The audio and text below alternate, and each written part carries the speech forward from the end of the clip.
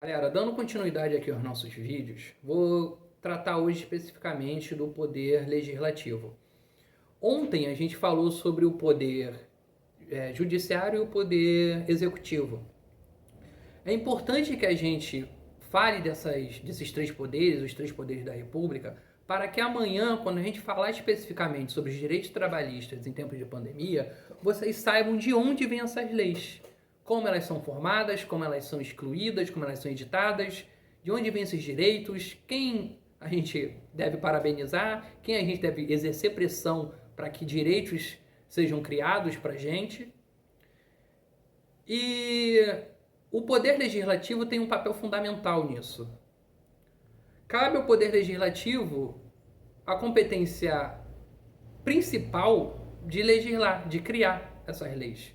Todos os outros poderes também têm, mas a competência principal é a do poder legislativo.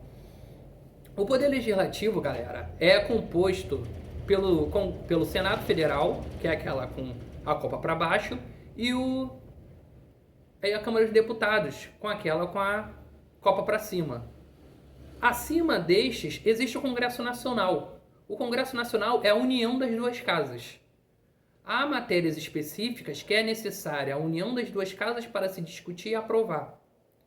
O chefe do poder legislativo é o senador eleito como presidente do Senado Federal. O Congresso Nacional, algumas matérias que o Congresso Nacional debate, por exemplo, é a medida provisória. Lembra ontem quando eu falei que a medida provisória é uma forma do Poder Executivo de editar leis, editar normas? Não leis, editar direitos, editar normas? Então, cabe ao Congresso Nacional rejeitar ou aprovar a conversão dessa medida provisória em lei. E qual é o prazo para isso? 120 dias, como eu disse ontem. Se a medida provisória pode ficar em vigor por 120 dias, 60 prorrogáveis por mais 60, cabe ao Congresso Nacional, neste período de 60, aprová-la, transformá-la em lei ou rejeitá-la. Além disso, galera, outra função importante do Congresso Nacional é a aprovação do projeto de lei orçamentária. O projeto de lei orçamentária é o projeto enviado pelo Poder Executivo pedindo autorização ao Congresso Nacional, ao Poder Legislativo, para investir no próximo ano em determinadas áreas. O Poder Executivo reúne os seus orçamentos das suas pastas do Ministério da Saúde, Ministério da Educação, Ministério da Justiça, faz disso um grande projeto de lei, que é o projeto de lei orçamentária, e envia para o Congresso. Envia ao Poder Legislativo para o Poder Legislativo debater e aprovar. Cabe ao Congresso Nacional fazer isso. Cabem aos deputados federais e senadores reunidos conjuntamente discutirem isso de forma insistente, de forma grande e se aprovar. E aprovar uma lei orçamentária para que no próximo ano o Poder Executivo possa fazer as políticas públicas, os investimentos necessários do país, né? Que há o entendimento que seja do entendimento do presidente, do Poder Executivo.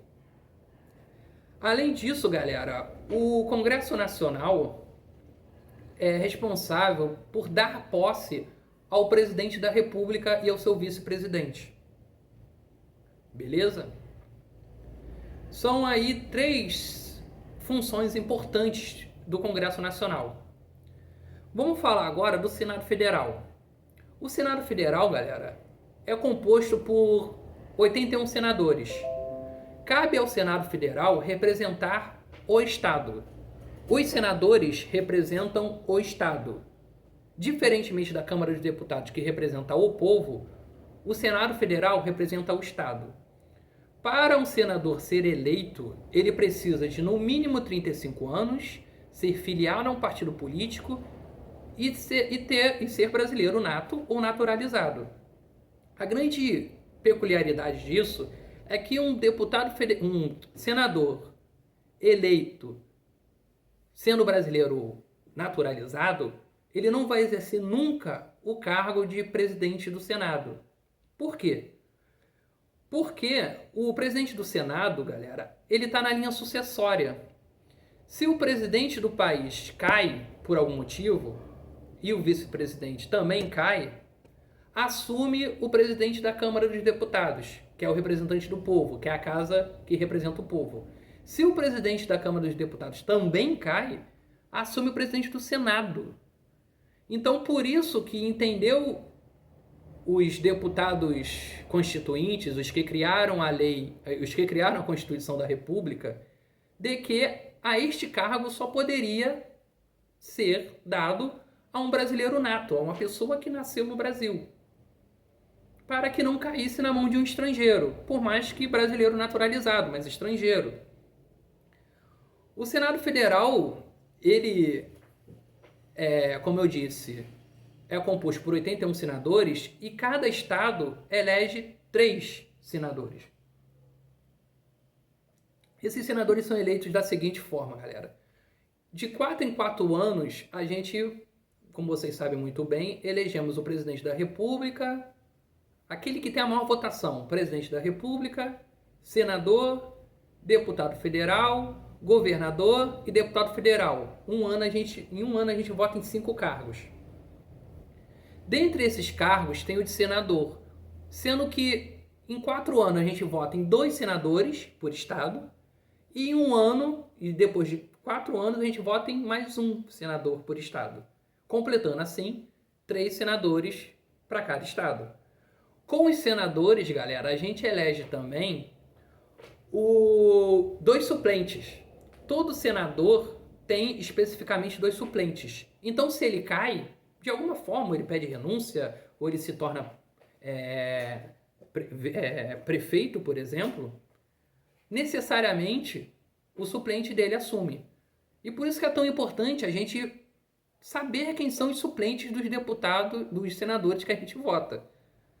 Por exemplo, o senador Marcelo Crivella, eleito aqui pelo Rio de Janeiro. Quando ele se tornou prefeito, ele saiu do cargo de senador, assumiu o suplente dele. Quem era o suplente dele? Era um bispo da Universal, que era o responsável pelas campanhas da Universal no Brasil inteiro. O cara assumiu o Senado Federal, ele passou a ser representante do Estado no Senado Federal. E como é que as leis são aprovadas, galera, no Senado Federal? Vou falar aqui de 3 específicas, beleza? O Senado Federal, dentro do Senado Federal, a gente pode ter a PEC, né, que é o projeto de emenda à Constituição, um projeto de lei, que pode ser a lei ordinária, ou uma lei complementar. Vamos para a lei ordinária, que é a mais rapidazinha para entender? A lei ordinária é simples. Um senador entrou com um projeto de lei de sua autoria, a aprovação das comissões, porque todas as casas legislativas existem, dentro das casas legislativas existem comissões, a Comissão de Segurança Pública, a Comissão de Tributária, de Tributos e Finanças, a Comissão de Educação. Então vai para o projeto de lei do senador, vai para essa comissão específica, vai para o CCJ, que é uma comissão importante, é a mais importante do Senado, de todas as casas legislativas, mas do Senado e por isso do Senado também, e ela é aprovada. Aprovada por essas comissões, ela vai para plenário. Nem todas vão a plenário, mas vamos falar especificamente desse trâmite, dessa forma de trâmite. Ela é aprovada nas comissões, vai para o Senado e o Senado aprova. O Senado aprovou e a lei ordinária é aprovada por maioria simples, tipo... a maioria daqui tem 81 senadores. Só compareceram 50 senadores. Então 26 criam a lei, aprovam, conseguem aprovar uma lei ordinária. Feito isso, galera, esse projeto vai para a Câmara. Para a Câmara também aprovar do jeito dela, da mesma forma que o Senado Federal, mas do jeito dela. Com as suas comissões, tudo certinho, da mesma forma. Além disto, além dessa, tem a lei complementar. A lei complementar, galera, já demanda um quórum maior, que é o de maioria absoluta. Tem que ter a metade dos 81 senadores. A metade mais um dos 81 senadores. Aprovado da mesma forma que a lei ordinária, vai para a Câmara dos Deputados. Charles, qual é a diferença de uma lei ordinária para uma lei complementar? Cara, a lei ordinária é para matérias mais simples. Já a lei complementar é para, por exemplo, códigos. O Código de Defesa do Consumidor foi aprovado por uma lei complementar, que demanda um quórum maior. O Código de Trânsito Brasileiro foi aprovado por uma lei complementar, que demanda um código, que demanda um coisa maior, um quórum maior. E assim vai. Já o terceiro é a PEC, que é o projeto de emenda à Constituição. Esse, galera, já é bem complicado, porque para você emendar a Constituição, a nossa Constituição, você necessita de, para isso, só para propor isso, você precisa de 1/3 da Casa Legislativa, no caso o Senado. Para aprovar, você precisa de 3/5 do Senado. E tem que ser votado em dois turnos. Você vota o primeiro turno, aprova com 3/5, vota no segundo, aprova com 3/5. Feito isso, vai para a Câmara seguir o mesmo rito, o mesmo processo. Além disso, galera, cabe ao Senado Federal, dentre outras coisas, sabatinar o ministro do STF, nomeado pelo presidente. O presidente nomeia os ministros do STF, mas são sabatinados pelo Senado Federal e aprovados pelo Senado Federal. E também cabe ao Senado Federal julgar se deve haver impeachment ou não deve haver impeachment contra um presidente ou uma presidenta. Cabe ao Senado Federal fazer o julgamento político-jurídico se o presidente da República, nesse caso específico, cometeu crime de responsabilidade fiscal ou não cometeu crime de responsabilidade fiscal.